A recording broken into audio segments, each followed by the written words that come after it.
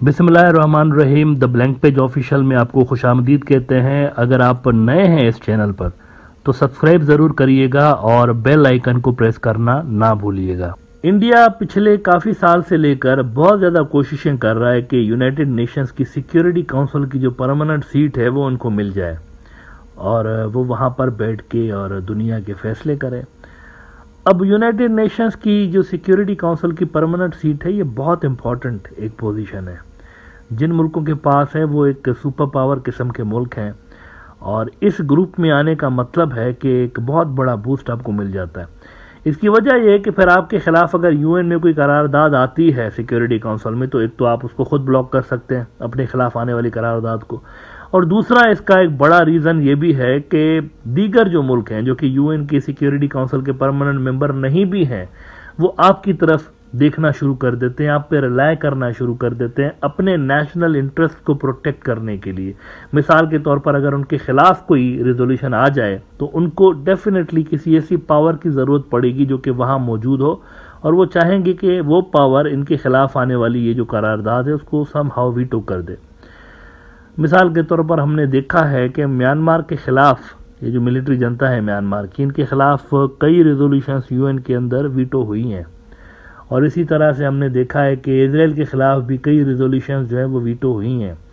पाकिस्तान के खिलाफ भी बहुत सारी रेजोल्यूशंस ऐसी हैं जो कि डायरेक्टली या इनडायरेक्टली पाकिस्तान के खिलाफ होती हैं, लेकिन चाइना उनको वीटो करता रहता है। तो ये एक बहुत बड़ी ताकत है और बहुत से बड़े मुल्क जो हैं वो ये हासिल करने की कोशिश करते रहते हैं, इंडिया भी उनमें से एक है। लेकिन चाइना के अंदर जो उनके चुलबुले एनालिस्ट है ना, जो कि थोड़ा सा कहते हैं ना वो लाइटर नोट पे बात करते रहते हैं, वो कहते हैं अच्छा इंडिया नहीं है इसके अंदर यूएन की सिक्योरिटी काउंसिल के अंदर, क्योंकि अगर वो यहाँ होते ना तो हर रिजोल्यूशन को वीटो कर रहे होते और ये जैम कर देते यूएन की सिक्योरिटी काउंसिल को पूरा, और उसको आगे बढ़ने ही नहीं देते, दुनिया के मामला रुक जाते एक जगह पे, क्योंकि इनकी मेंटलिटी ऐसी है। खासतौर पर इस वक्त जो रूलिंग एलीट है वहाँ पर इनकी मेंटलिटी ऐसी है कि ये हर चीज़ को ब्लॉक करते हैं वहाँ पर बैठ के, इसीलिए अच्छा है कि ये वहाँ पर नहीं है। और चाइनीज़ एनालिस्ट ये भी कहते रहते हैं कि हालिया दिनों में इंडिया ने एक नई बीमारी डेवलप कर दी है अपने अंदर, उनके यहाँ की नई बीमारी पैदा हो गई है और वो बीमारी ये है कि एंटी चाइना सिंड्रोम। वो हर चीज़ को, चाइना से जुड़ी हुई हर चीज़ को उसकी मुखालफत कर रहे होते हैं, उसका विरोध कर रहे होते हैं, जो भी जहाँ चाइना का नाम आता है ना ये विरोध कर रहे होते हैं। तो ये एंटी चाइना सिंड्रोम एक तरह से उन्होंने डेवलप कर लिया। अब पिछले दिनों एससीओ का इजलास हुआ इंडिया में, कल भी इस पर मैंने बात की थी कि वहाँ पर एससीओ जो ममालिक हैं उन्होंने एक Shanghai cooperation organisation economic development strategy design की है 2030 के लिए, 2030 के लिए। ये एक डॉक्यूमेंट उन्होंने बनाया और इस पे उन्होंने काम करना था, लेकिन इंडिया ने इस इकोनॉमिक डेवलपमेंट स्ट्रेटजी को ये कहकर रिजेक्ट कर दिया कि मित्रों इसके अंदर चाइनीज़ कैच फ्रेजेस हैं। अजीब सा बहाना है, चाइनीज़ कैच फ्रेजेस इस डॉक्यूमेंट के अंदर मौजूद हैं, इसलिए हमें आपत्ति है इससे। अब चाइनीज़ कह रहे हैं कि ये तो एंटी चाइना सिंड्रोम है, वरना ऐसी कोई बात नहीं। इनको सिर्फ नज़र आ रहा है कि चाइनीज़ कैच फ्रेजेस हैं, बाकी किसी मुल्क को नज़र नहीं आ रहा है एससीओ के मुल्कों की यहाँ पर ये बिल्कुल ठीक है और कोई ऐसा डॉक्यूमेंट नहीं है जिसके ऊपर एतराज़ किया जाए। और उन्होंने कहा कि जिस चीज़ को ये चाइनीज़ कैच फ्रेजेस बोल रहे हैं असल में ये हमने प्रपोज नहीं किया हुआ, ये जो इकोनॉमिक डेवलपमेंट प्लान है ना, स्ट्रेटजी, हमने डेवलप नहीं की है, ताजिकिस्तान ने डेवलप की है, हमारा नहीं है प्लान। ये हमारा इनिशियल आइडिया हमारा नहीं था, ताजिकिस्तान का था, सेंट्रल एशिया का बड़ा इंपॉर्टेंट मुल्क है। तो इन्होंने कहा ये खामखा में इसको भी ये हमारे ऊपर डाल रहे हैं, हालांकि हम तो इसको सपोर्ट करते हैं। बेसिकली ओरिजिनल जो इसको इनिशिएट किया हुआ है वो ताजिकिस्तान ने किया हुआ है। नेवरदलेस इन्होंने जनाब इसका विरोध तो कर लिया, लेकिन अब चाइना का जो सरकारी अखबार है ग्लोबल टाइम्स, उसके अंदर यहाँ पर रिस्पॉन्ड किया गया इंडिया को, और चाइना की इस अपोजिशन का जवाब देते हुए ग्लोबल टाइम्स कहता है कि hope India not too silly to miss opportunities for fear of China. वो कहते हैं ये जो उन्होंने इस इकोनॉमिक डेवलपमेंट स्ट्रेटजी की मुखालफत की है, अपना नुकसान किया है, हमारा कुछ नहीं बिगाड़ा। इनके बिना भी ये हो गया ना पास, सब कुछ हो गया।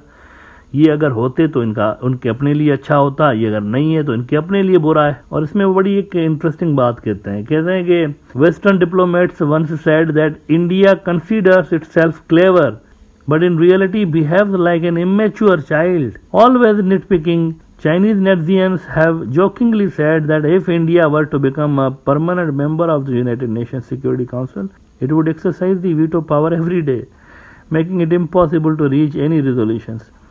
While this statement may be somewhat exaggerated, it is worth contemplating for India.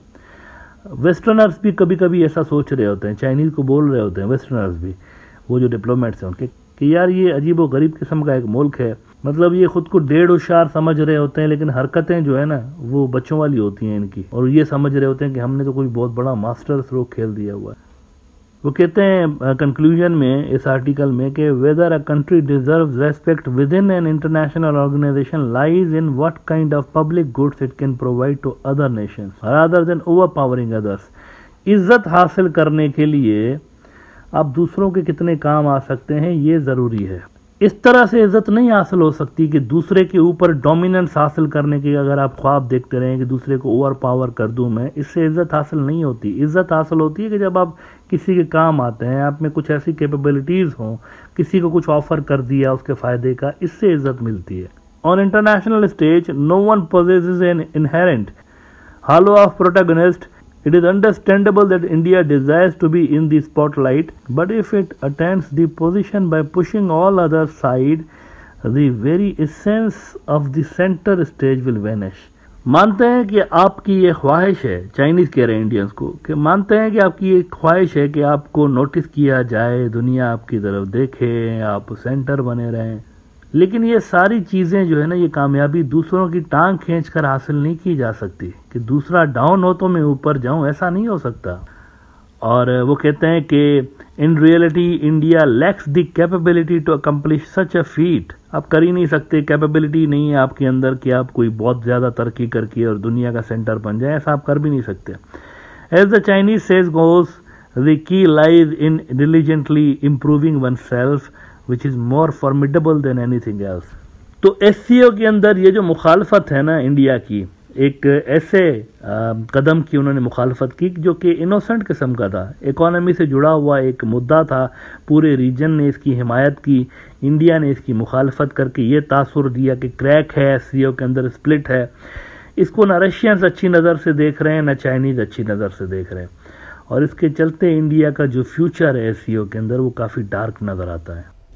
कुछ देश क्रॉस बॉर्डर टेररिज्म को अपनी नीतियों के इंस्ट्रूमेंट के रूप में इस्तेमाल करते हैं, आतंकवादियों को पनाह देते हैं। SCO को ऐसे देशों की आलोचना में कोई संकोच नहीं करना चाहिए। ऐसे गंभीर विषय पर दोहरे मापदंड के लिए कोई स्थान नहीं होना चाहिए।